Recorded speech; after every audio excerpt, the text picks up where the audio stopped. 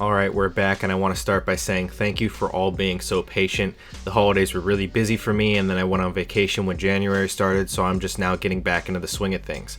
I wanted to make some sort of poll or something to see what you guys would have wanted for the next hero, but unfortunately YouTube wouldn't let me do that, so I just decided to go with Conqueror video just because.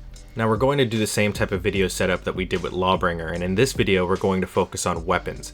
That way I can get this video out quicker and it'll ease me back into making videos. Now, most likely you know that the Conqueror's weapon of choice is going to be the Flail combined with a heater shield. Let's focus on the Flail first. Now, most people who have some decent understanding of medieval history, they might say that the Flail wasn't a real medieval weapon or it wasn't a very popular weapon.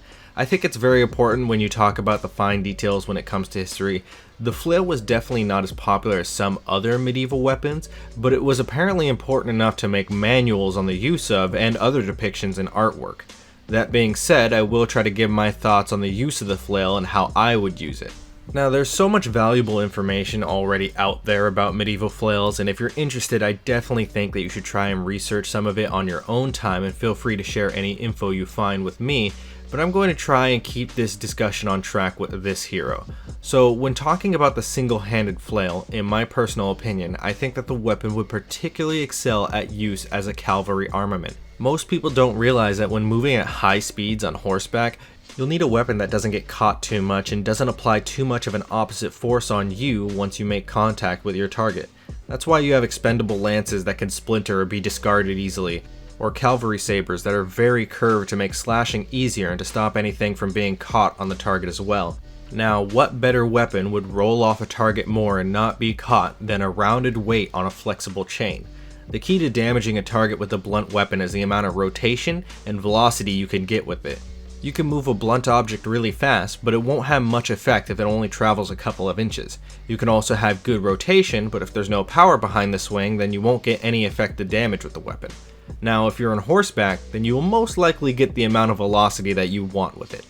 And again, it wouldn't have any immediate physical resistance like any other weapon, so long as you're able to swing the weapon with enough direction, you can inflict some serious damage. Though I do suppose that applies with a lot of weapons used on horseback. Okay, that was a little bit of a tangent because now I want to talk about something a bit more applicable. A flail on foot. Now, specifically the one-handed flail on foot is going to be a bit less practical for lack of a better word. That doesn't mean it's impractical, it just limits what you can do compared to a one-handed mace, warhammer, etc. For starters, you need much more of a wind-up to get the force you'd actually want to cause any sort of significant damage to your target.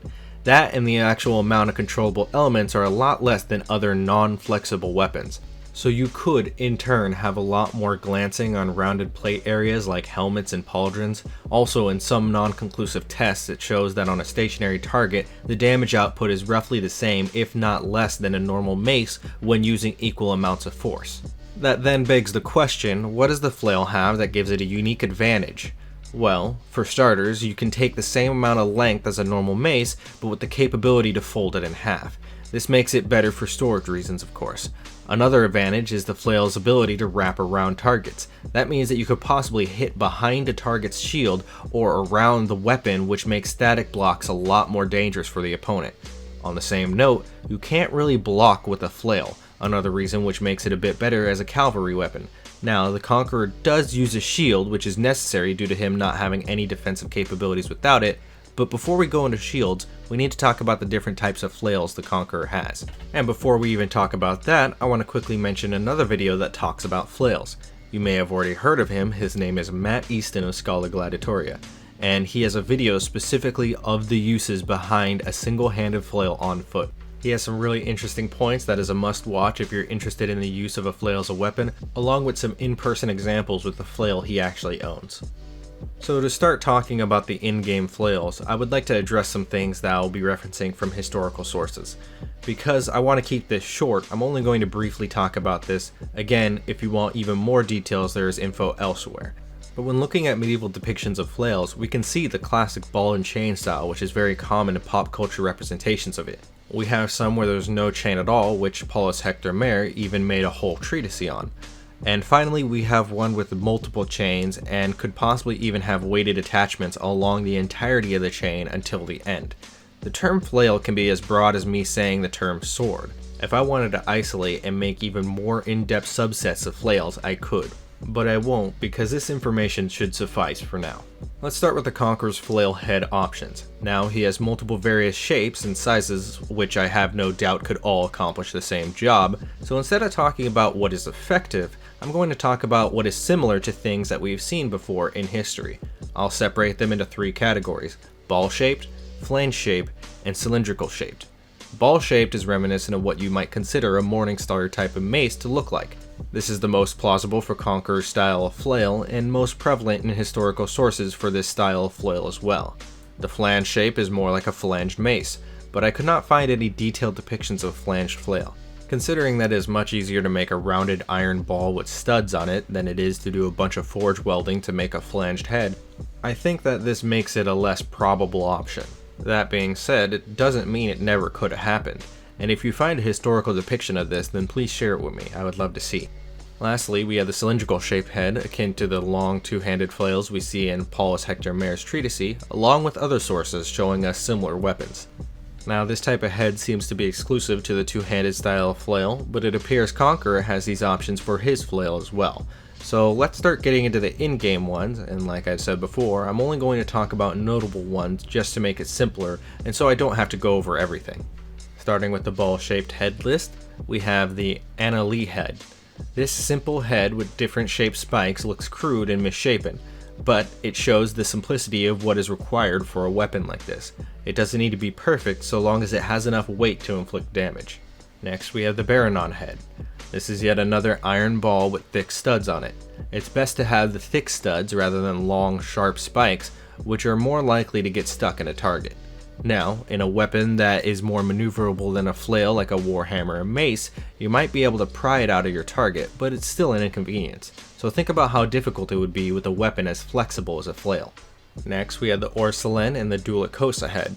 They're both the same model. This one is definitely one of my favorites due to how large the studs or spikes, can't really tell, are. They are incredibly wide and cone shaped, so that it'll make it very unlikely to get stuck in your target. That covers the ball ones, and let me just say that pretty much all the heads for Conqueror's flails are very plausible, and that just because I didn't say something about it doesn't mean I couldn't have. So good job Ubisoft, Conqueror has very good weapon design. Anyways, let's move on. So now we have the flange type heads.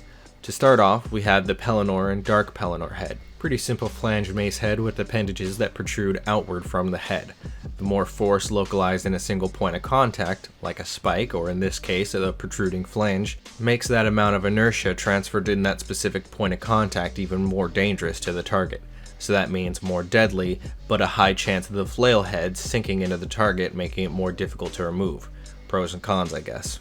Next we have the Petrifier Head, which is a very interesting take on a flanged head. Definitely plausible, but most likely not a mace that would be used on a battlefield considering how ornate it is. Also, notice the fleur-de-lis on the top of it. Very nice touch.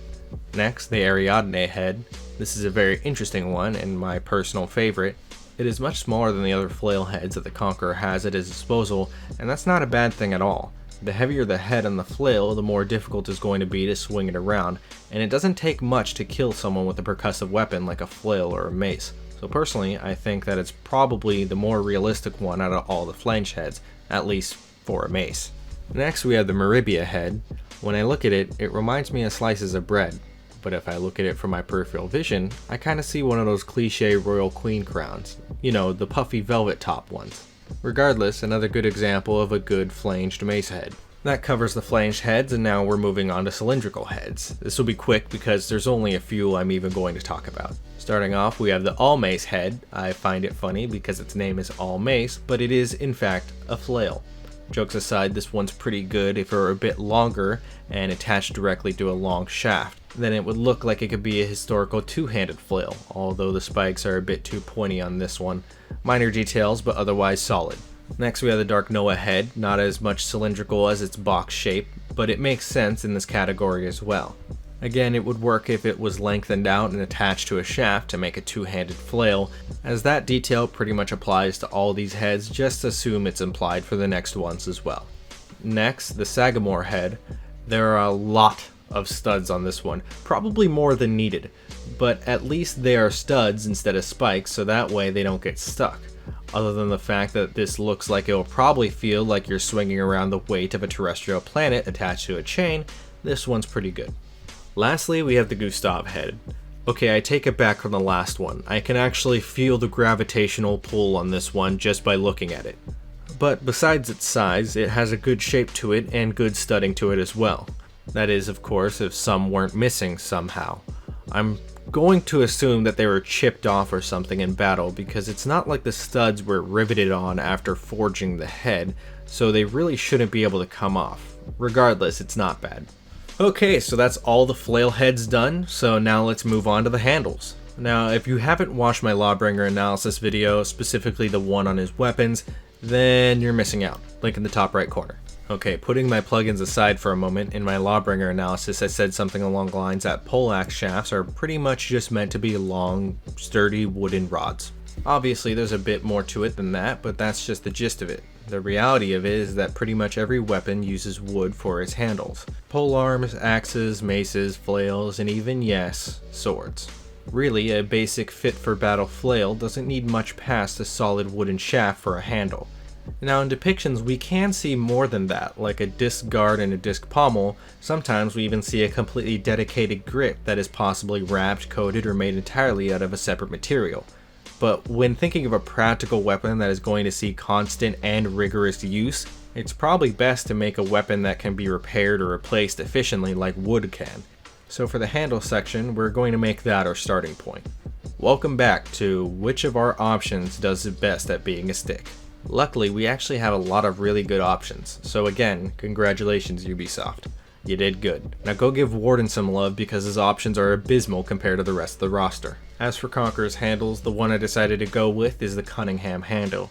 Now, this might not look like wood, but before you say that, you can see the top half of the handle, that the entire core of the handle is wood, but then it's reinforced by metal langets that cross over each other and then riveted to the handle.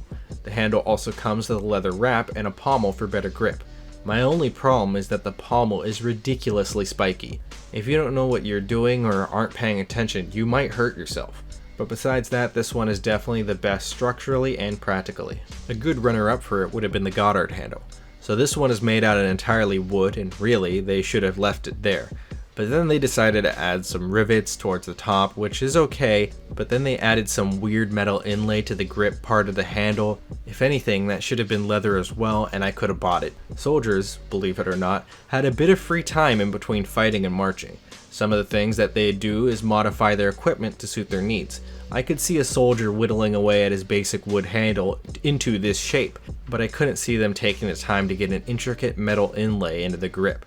Especially for something that might get damaged, or actually did get damaged, because I don't know about you, but that handle looks like it's definitely seen better days.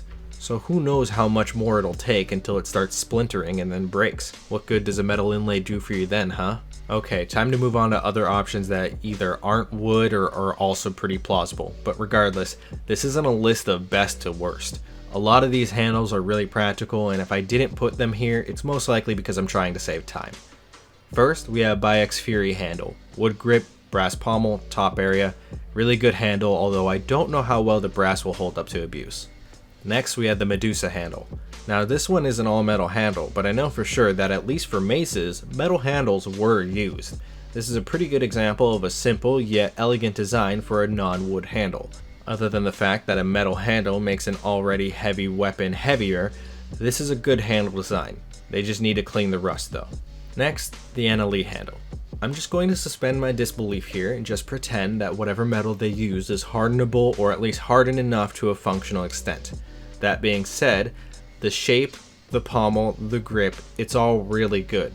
Smooth enough to not be uncomfortable for the user, but realistic enough to get a good grip anywhere on the handle. So long as it's not too heavy and or too weak, this is an undeniably solid handle.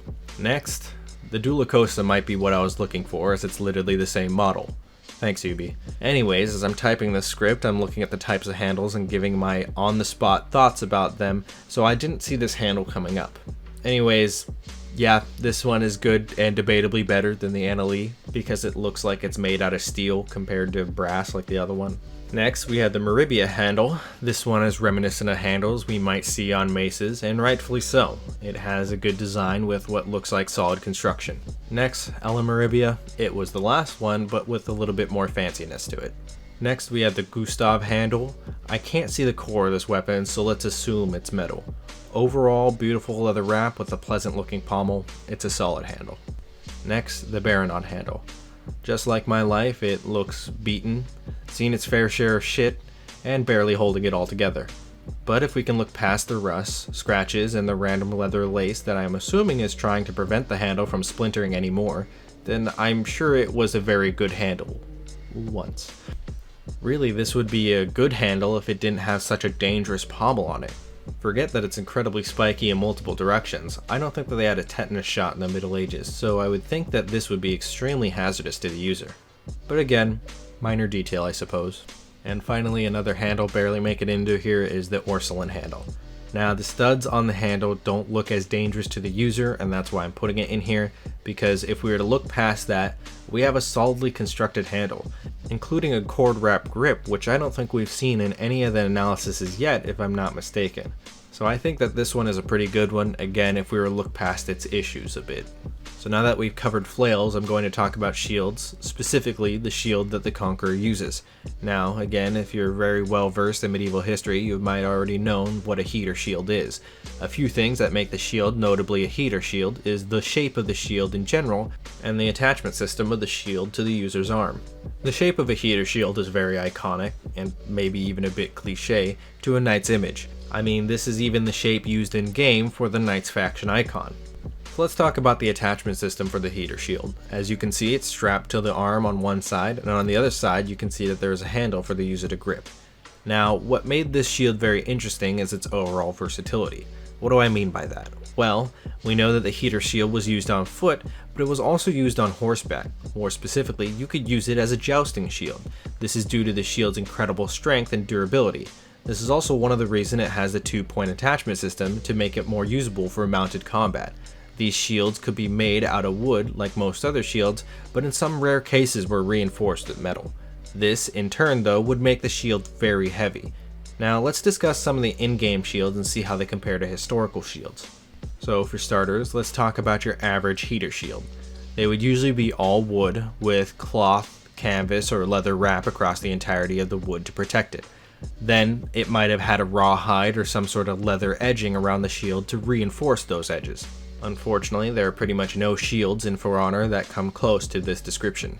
When Ubisoft makes shields for any characters, they are inclined to either have it be all metal or exposed wood with some metal edging. With that being said, that unfortunately makes all the shields improbable to some extent, but let's look at what we have to work with and see what some of the best ones are. So if I had to choose, I'd say the best one is the Meridia Shield. Pretty much all the shields have some sort of metal piece in the center, like a shield boss, which is uncharacteristic for a heater shield, and more so, every shield has metal edging to it. So this is the shield with the least of it, and that's pretty much why I chose it. But it still has more metal on it than it should, and it doesn't have any sort of wrap around it that would protect it from external elements like rain or dirt. So even though I'm picking this as my choice, it's not the best a shield could be or how it should be. Another shield that I would say is tied with the Meridia Shield is the Lamorak Shield. This again, in trying to limit how heavy the shield would be, has the least amount of metal possible. Funny enough, you wouldn't want to have metal edging around a shield due to the fact that it'd actually be more advantageous to the enemy's weapon to get stuck in your shield rather than it sliding off and accidentally hitting you, or possibly continuing the momentum with another strike if it were to glance off. That being said, metal was used to reinforce some heater shields, especially the shields used for jousting, as heater shields were the stepping stone to making a designated jousting shield. But anyways, unfortunately, historical shields have never been Ubisoft's strong suit. Obviously, that's not a really big deal for the majority of the player base, but for people like me, it's always fun to appreciate it when they can do things like that. I'm just upset that I know I'm going to be just as disappointed when I get to Blackbriar and Warlord. Anyways, that pretty much wraps it up for this video. If you enjoyed, leaving a like would be appreciated. Conch's armor will most likely be next. If you have any questions, comments, concerns, or information about flails or heater shields that you'd like to share, go ahead and leave it down below. If you've been here regularly, then you know I do try my best to read all of the comments. If you are new to my videos, then I pretty much do this, sword reviews, and other weapon-based and historical content. If that interests you, subscribing would be your best bet to keep up to date with these videos. Anyways, thank you for watching, and also thank you to everyone who's been waiting for the next video. My plan is to start releasing more videos at a faster pace now that I'm back to my day-to-day life. Hopefully, if you guys enjoyed this video, I will see you in part 2. Peace.